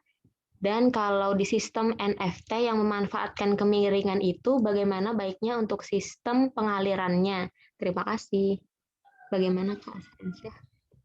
Oke, langsung aja. Jadi untuk di daerah kita, terutama di daerah yang panas ya, daerah dataran rendah di Kalimantan Selatan khususnya, atau di Banjarbaru khususnya ya, kita ada untuk NFT itu ada pengaturannya sendiri, ada rumusnya gitu.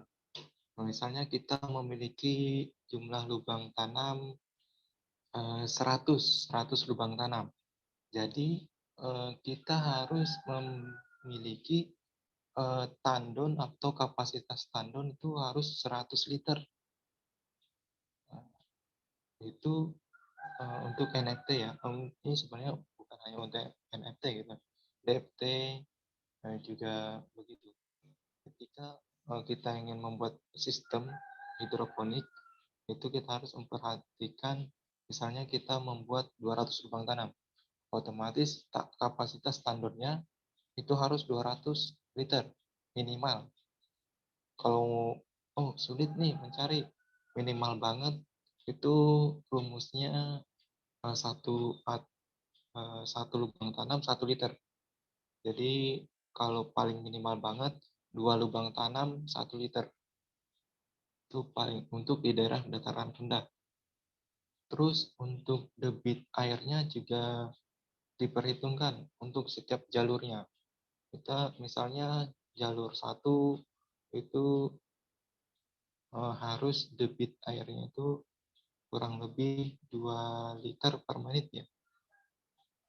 Jadi 2 liter per menit itu setiap jalurnya. Jadi cara mengetahuinya yaitu ketika kita nyalakan pompanya, kita pakai stopwatch, terus kita tampung menggunakan gelas takar untuk aliran nutrisi di ujung jalurnya. Itu kan biasanya input dari pompa, terus nanti ke selang atau ke pipa yang kecil, baru ke jalur instalasinya atau jalur pipa untuk lubang tanamnya. Nah, jalur pipa yang di ujungnya yang lebih rendah itu outputnya.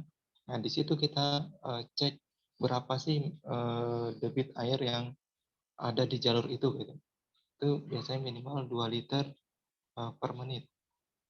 Minimal, kalau lebih deras lebih bagus. Dan untuk kemiringannya biasanya karena kalau untuk NFT itu harus miring.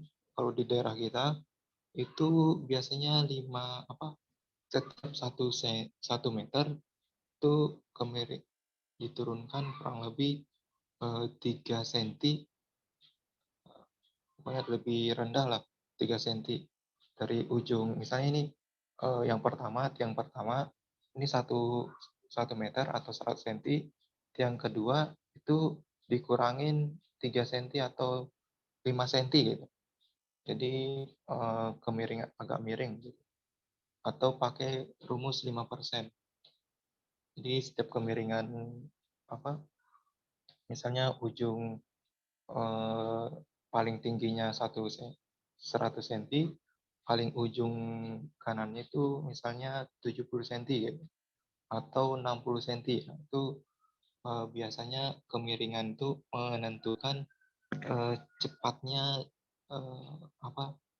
air mengalir. Semakin cepat semakin bagus untuk di daerah kita, untuk dataran rendah. Karena kalau NFT ini airnya menggenang, biasanya karena tipis itu cepat panasnya gitu. Nah, ketika air nutrisi itu cepat panas, itu mempengaruhi kualitas nutrisinya. Itu sih biasanya untuk rumus-rumusnya kalau ingin bikin instalasi hidroponik ya untuk NFT. Iya, terima kasih Kak Sriansah. Bagaimana Saudara Ridho Hairil? Apakah masih ada yang ingin didiskusikan atau sudah cukup? Itu bagusnya 24 jam kalau untuk NFT. Kalau ingin hasilnya maksimal. Kalau mau menunda-nunda ya nggak masalah gitu. Malamnya dimatikan, paginya dinyalakan lagi sampai sore, malamnya dimatikan lagi. Tapi lebih bagus itu dihidupkan 24 jam terus-menerus. Itu sekarang banyak sih pompa yang wattnya rendah, namun daya dorongnya itu tinggi gitu. Itu banyak aja referensi. Kalau misalnya mau referensi yang wattnya rendah, dan juga ini ketinggian instalasi juga kita harus menentukan pompa yang sesuai. Misalnya pompa kita tinggi instalasi kita 1 meter, terus ke tandon itu berapa meter, ke bawah lagi kan. Kalau bagi tandon yang ditanam ke tanah itu pasti ke bawah lagi. Jadi itu harus dihitung semua sehingga kita bisa menentukan berapa sih kapasitas pompa yang harus kita beli gitu. Misalnya tingginya dari keseluruhan 2 meter, itu harus pompa yang kita gunakan harus lebih dari 2 meter, 3 meter atau 2,5 meter. Itu untuk kapasitas pompa yang kita gunakan. Nah, sekarang banyak sih yang wattnya rendah, tapi daya dorongnya itu tinggi. Kalau untuk pompa untuk instalasi NFT, DFT itu untuk daya dorongnya yang digunakan. Kalau untuk rakit apung biasanya menggunakan pompa juga, cuma pompa yang menggunakan ada yang selang bening putihnya itu untuk pengaliran sebagai penturinya, untuk menarik oksigennya. Nah, itu kalau untuk bikin instalasi ya banyak yang perlu diperhitungkan. Oke, mungkin bisa menjawab ya.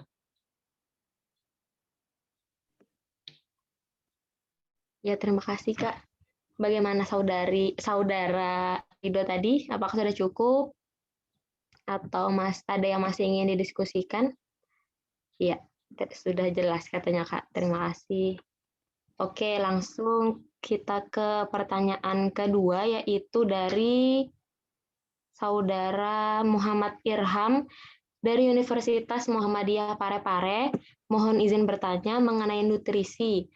Apa ada alternatif lain untuk menggantikan nutrisi A dan B, Kak? Mengingat harga nutrisi agak mahalan sebagai pemula. Kemudian untuk mengendalikan hama seperti hama ulat daun. Mungkin maksudnya bagaimana gitu loh, Kak, untuk mengendalikan hama itu. Oke. Oh ya, untuk Muhammad Irham ini untuk menggantikan nutrisi AB mix ya. Nah, ini sebenarnya untuk menggantikan itu pernah kita coba berbagai macam. Itu sebenarnya untuk yang AB mix ini sudah diatur sedemikian rupa supaya bisa larut sempurna di air gitu. Pernah ada yang mencoba untuk menggunakan NPK, KCl, Gandasil D, itu pernah dicoba, cuma tidak maksimal karena itu masih tidak bisa larut sempurna, otomatis unsur haranya juga tidak sesuai dengan yang kita inginkan gitu dan diinginkan tanaman. Ada beberapa unsur hara yang tidak bisa terlarut di air kalau menggunakan eh, pupuk yang seperti itu. Ada juga pernah menggunakan pupuk POC, pupuk organik cair. Itu pernah menggunakan itu, cuma hasilnya tidak maksimal juga, eh, tidak seperti eh, apa, tidak seperti AB mix. Malah lebih mahal jatuhnya dibandingkan AB mix gitu. Kalau AB mix di sana berapa ya harganya? Kalau di sini yang kecil itu 25.000. Kalau di sana kurang lebih ya di Pare-Pare berapa harganya? Dengan ongkir dari Jawa mungkin ke situ berapa gitu. Kalau beli sedikit sih ya lumayan ongkirnya ya. Kalau beli ya patungan dengan teman-teman mungkin itu bisa diminimalisir harganya lah untuk harga ongkirnya. Mungkin itu kalau ingin mensiasati kalau harganya itu relatif mahal gitu. Kalau tadi menggantikan kayaknya tidak ada yang bisa menggantikan, belum ada sih yang bisa menggantikan. Kalau mungkin teman-teman ada yang ingin mencoba riset sendiri ya silahkan gitu. Otomatis pastinya memerlukan biaya yang lebih relatif mahal juga. Karena kemarin setelah kita kalkulasikan yang menggunakan POC itu dengan AB mix malah lebih murah AB mix karena penggunaan POC ini pastinya prosesnya agak lebih lama, terus bahan-bahannya juga harus beli juga gitu beberapa, apalagi mikroorganismenya itu beli juga. Kecuali teman-teman bisa bikin sendiri untuk mikroorganisme pengurainya atau M4-nya bisa bikin sendiri dan itu kita tidak tahu di dalam POC itu ada unsur hara apa aja. Itu kemarin menggunakan POC dari sabut kelapa kalau nggak salah. Itu dosisnya kalau ABMX itu 5 mili itu hampir menyerupai itu dengan dosis 3 mili, 35 mili kalau untuk POC-nya. Terus untuk mengendalikan hama ulat ya. Hama ulat kalau masih kita skala kecil, ulat ini biasanya dibawa oleh kalau ada kupu seperti kupu-kupu, yang terbang-terbang itu kalau kita sih seneng ya kalau ada kupu-kupu, oh bagus indah hinggap di tanaman kita. Nah, itu jangan senang. Itu bisa jadi pembawa ulatnya gitu.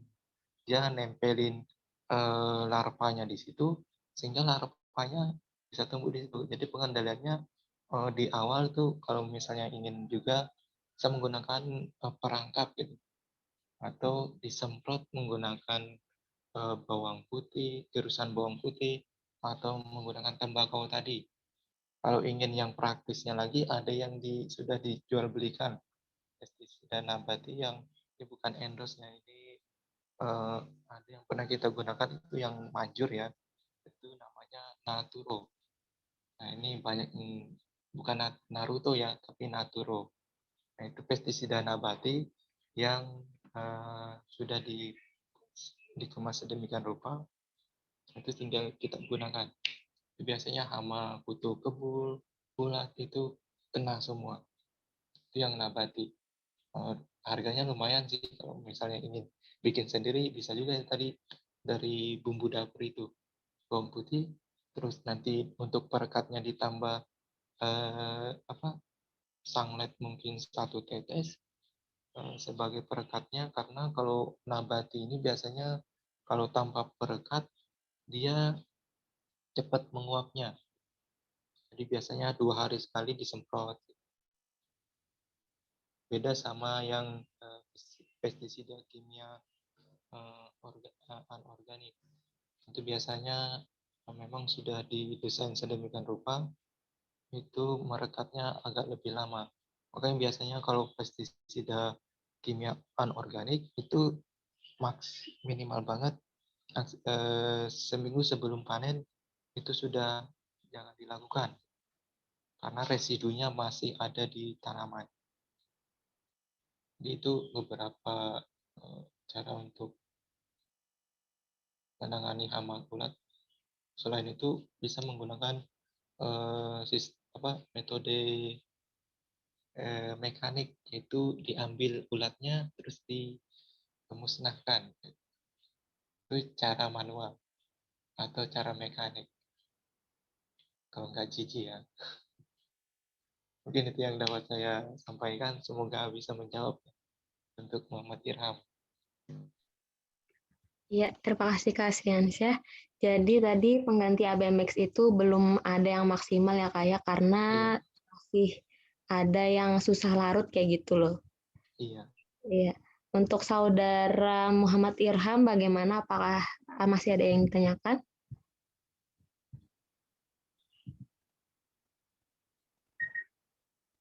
Bagaimana untuk saudara Muhammad Irham?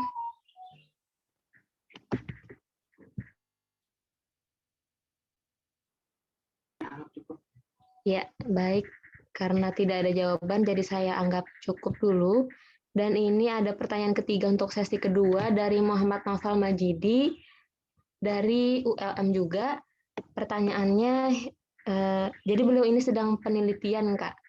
Hidroponik merupakan cara penelitian. Saya daripada menggunakan ABMix, saya ingin menggunakan POC dari limbah ternak. Ternyata kata dosen pembimbing saya, POC tidak memberikan hasil yang nyata. Ada tips dan trik atau mungkin pengalaman dari sesama petani hidroponik yang pernah menggunakan nutrisi selain ABMix supaya tetap memberikan hasil yang maksimal. Oke. Bagaimana? Ya, terima kasih Muhammad Naufal. Nah ini sebenarnya kalau ingin riset lagi, cuma ini agak ribet sih.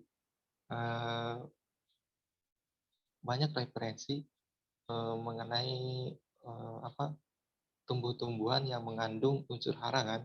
Kalau misalnya tanaman memerlukan unsur hara apa aja.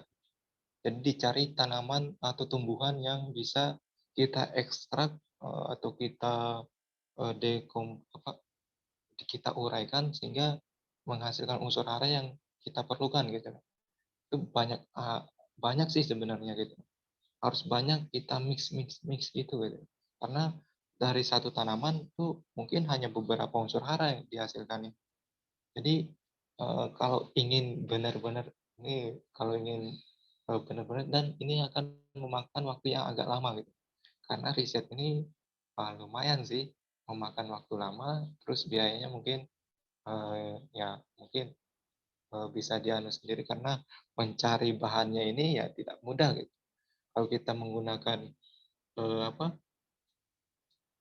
cuma limbah ternak, nah limbah ternak ini mengandung unsur hara apa aja nanti di situ, itu harus diteliti juga gitu. Atau nanti teman-teman kalau misalnya memiliki kita walaupun menggunakan ingin bahan bakunya limbah ternak, tapi dengan mikroorganisme yang berbeda akan menghasilkan unsur hara ini gitu. Itu bisa aja dilakukan riset lagi gitu. Itu sebenarnya menarik sih kalau misalnya ada teman-teman yang ingin mencoba itu gitu. Karena itu akan menjadi benar-benar yang namanya hidroponik organik. Ada sih yang pernah menggunakan yang namanya hidroganik, yaitu hidroponik organik, tapi itu menggunakan kotoran ikan. Itu pun hasilnya ya tidak masih tidak hampir menyamai aja, tidak menyamai gitu. Dan itu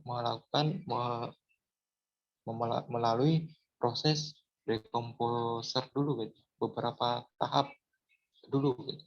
Tidak bisa langsung digunakan. Kebanyakan kita dari kolam ikan, kotoran ikan itu disalurkan langsung ke instalasi.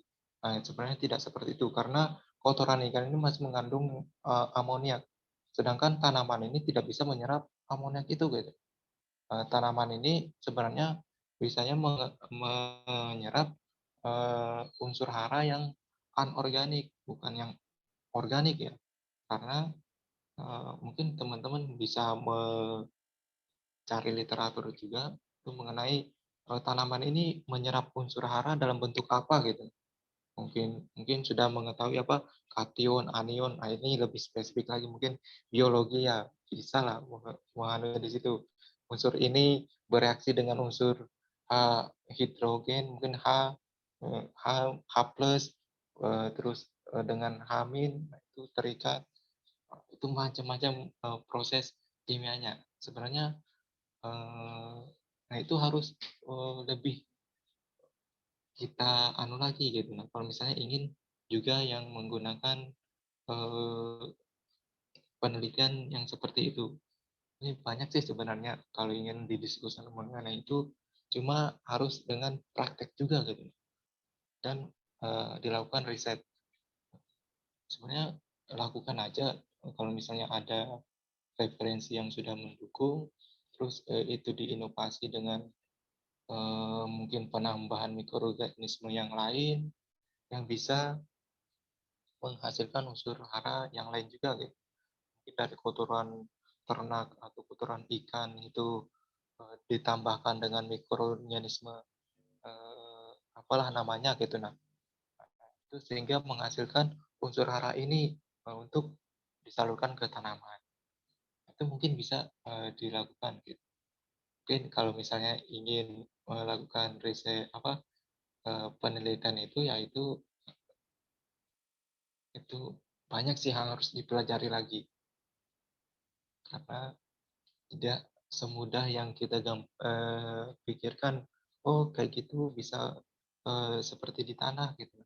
Karena Tuhan sudah menciptakan ya tanah sedemikian rupa itu memiliki mikroorganisme macam-macam lah di dalam tanah itu.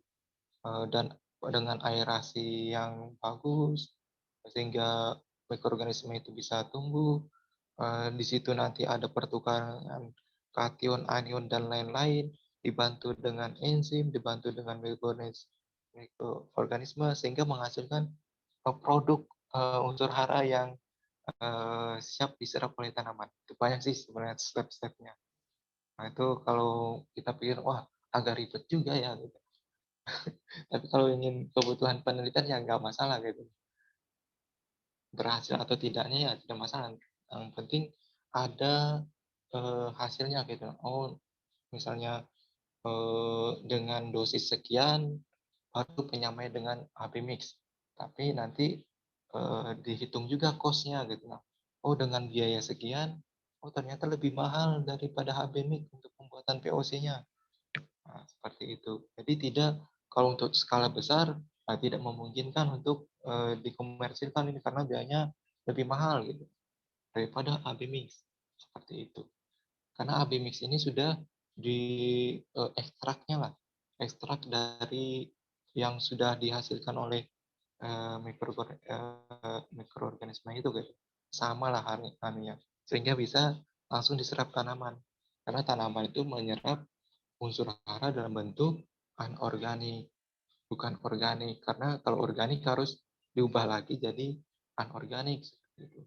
Jadi ini masih jadi perdebatan juga sih bagi teman-teman di budidaya secara umum ya, apa hidroponik, organik, saling memajukan anunya. Kalau saya sendiri sih ya tidak masalah. Yang penting nanti tergantung kitanya, kita milihnya yang mana gitu. Organik, yang penting kita sih tidak menggunakan pestisida yang tidak sesuai dengan peruntukannya atau aturannya. Ini menarik banget sih sebenarnya. Kalau ingin ditelusur secara spesifik lagi, apalagi kalau ingin ke penelitiannya. Luar biasa, kalau ingin mencoba, silakan. Ya, mungkin bisa menjawab ya. Terima kasih. Berarti memang perlu penelitian lebih dalam lagi Iya, ya, Kak? benar. Bagaimana Saudara Noval Majidi? Apakah sudah cukup atau masih ada yang ingin ditanyakan lagi? Iya.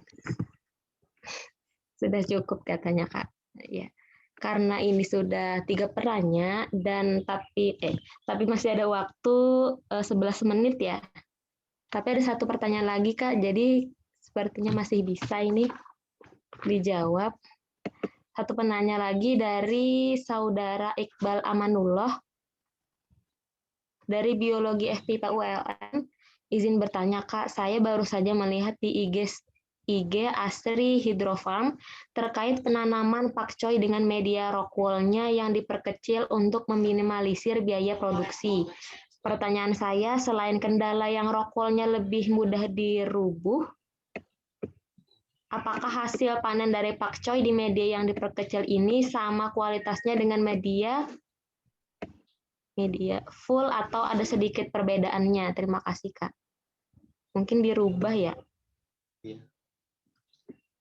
Iya, untuk penanaman misalnya untuk meminimalisir biaya penggunaan media tanam rockwool tadi, biasanya banyak sih yang mensiasati dengan pemotongannya dikecilin, itu kotak dadunya tadi itu sesuai standar, terus itu bisa lagi jadikan 3 mungkin, ya dibagi 3 gitu, supaya lebih hemat lagi gitu. Itu sebenarnya bisa aja kalau untuk pakcoy, cuma harus menggunakan net pot. Nah, bagi yang tidak menggunakan net pot itu tidak disarankan. Jadi itu kalau net pot kan sebagai supaya tidak rebah ya, tidak mudah rebah. Tapi kalau misalnya nggak pakai net pot itu tidak disarankan menggunakan rockwool yang kecil karena itu pasti kalau kita apalagi NFT ya pasti dia ke bawah air. Karena apalagi debit air kita deras gitu, nah nanti kita taruh di lubang tanam, keesokannya kok hilang gitu, nah ternyata terbawa air gitu, karena kekecilan rockwool-nya. Jadi disesuaikan saja kalau misalnya memang ingin meminimalisir penggunaan rockwool supaya lebih hemat, bisa menggunakan net pot. Itu aman aja biasanya, dan biasanya kalau kekurangannya sih untuk yang menggunakan rockwool yang kecil itu bobotnya lebih ringan. Terus karena akarnya lebih sedikit lah, lebih banyak di luar net pot gitu. Terus biasanya juga pertumbuhannya relatif agak lebih lambat sedikit. Itu aja sih kekurangannya kalau ingin menggunakan yang kecil-kecil potongannya. Itu bisa aja selama masih bisa dihinggapi biji di situ untuk menyemai. Bisa aja sih seperti itu, cuma agak sulit aja memisah-misahnya nanti. Mungkin itu yang bisa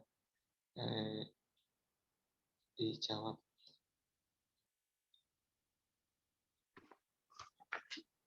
Ya, jadi untuk pakcoy tadi, kalau pakai net pot itu boleh yang rockwool-nya yang kecil ya, Kak ya? Ya. Bisa.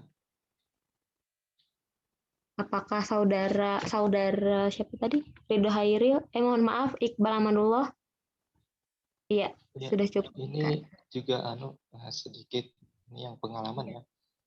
Kalau yang standarnya itu kan satu slice-nya itu kalau misalnya kita potong dari samping, nah itu biasanya jadinya satu slice itu 18 kotak dadu.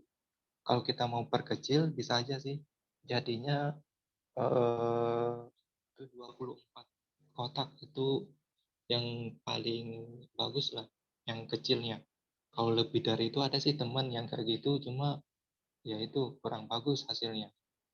Lebih kecil dari itu. Jadinya dapat 24 kotak. Jadi ketika kita potong slice, terus nanti dibagi 3 dulu, habis itu dibagi 2, bagi 2, bagi 2, nah itu jadinya 24 kotak. Jadi 24 kotak itu lebih banyak sih hasilnya. Jadinya dari 18 jadinya 24. Itu yang kotak yang bagus lah. Tidak terlalu kecil, tidak terlalu besar. Lebih hemat itu mungkin tambahannya.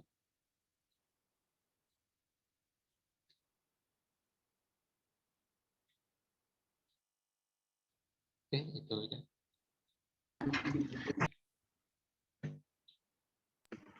Ya, terima kasih tadi sarannya, Kak. Karena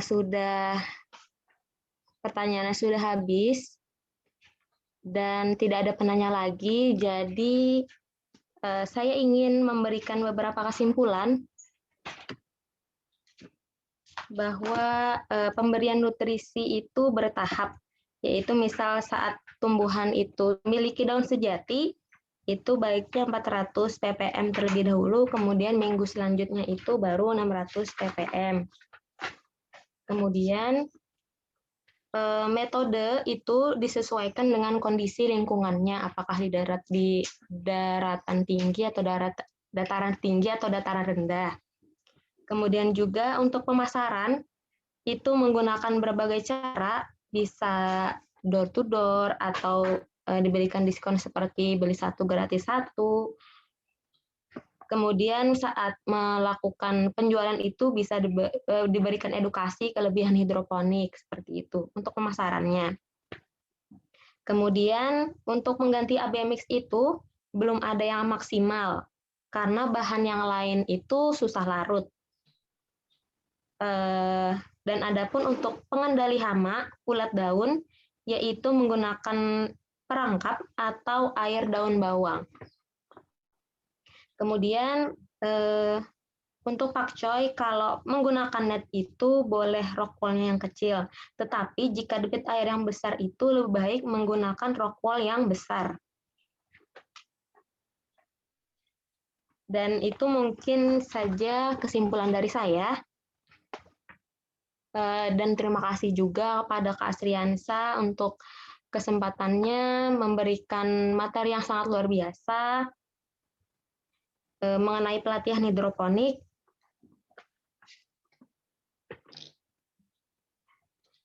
Baik, saya tutup diskusi kali ini dan saya yakin banyak ilmu yang bermanfaat yang dapat kita terapkan ke depannya. Terima kasih sekali lagi kepada Kak Astriansyah atas ilmunya dan terima kasih kepada para peserta yang telah berhadir pada diskusi kali ini.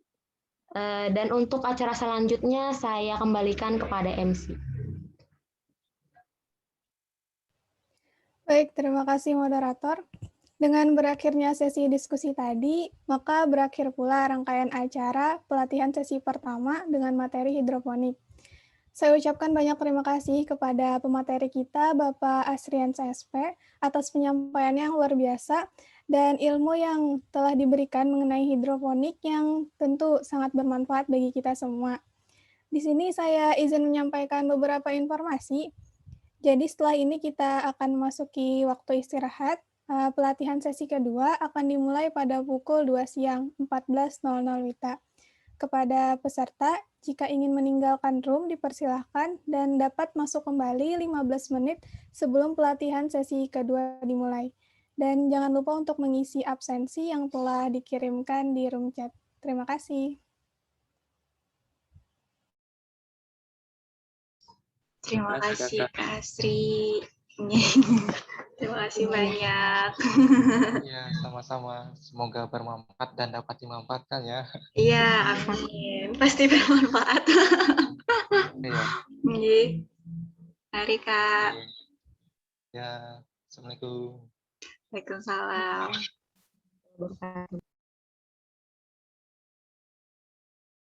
Kepada kawan-kawan, silakan meninggalkan ruangan Zoom-nya.